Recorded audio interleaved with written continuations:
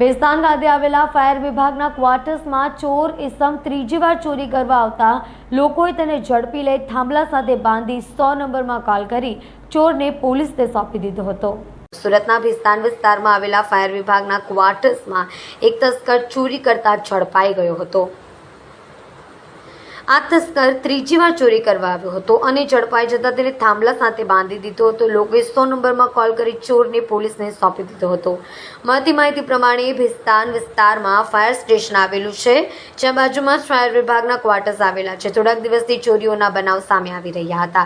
દરમિયાન ગતરોજ એક ચોરી કરવા આવેલો ચોર ઘૂસ્યો હતો અને ત્યારબાદ ફાયરના અલગ અલગ રહેતા ઇક્વિપમેન્ટ ચોરી કરીને ભાગવાનો પ્રયાસ કરી રહ્યો હતો। દરમિયાન તેને લોકો દ્વારા પકડી પાડવામાં આવ્યો હતો અને થાંભલા સાથે દોરીથી બાંધી દેવામાં આવ્યો હતો।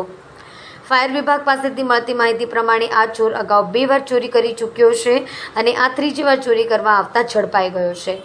લોકોએ તેને માર મારીને થાંભલા સાથે બાંધી દીધો હતો। ત્યારબાદ ફાયર અધિકારી સામે તેને લઈ જવામાં આવ્યો હતો અને ત્યારબાદ 100 નંબરમાં કોલ કરી ભેસ્તાન પોલીસને આરોપીને સોંપી દેવામાં આવ્યો હતો। ચોર ઇજાગ્રસ્ત હાલતમાં હોવાથી પોલીસ દ્વારા આ ચોરને સિવિલ હોસ્પિટલમાં સારવાર અર્થે પણ ખસેડવામાં આવ્યો હતો।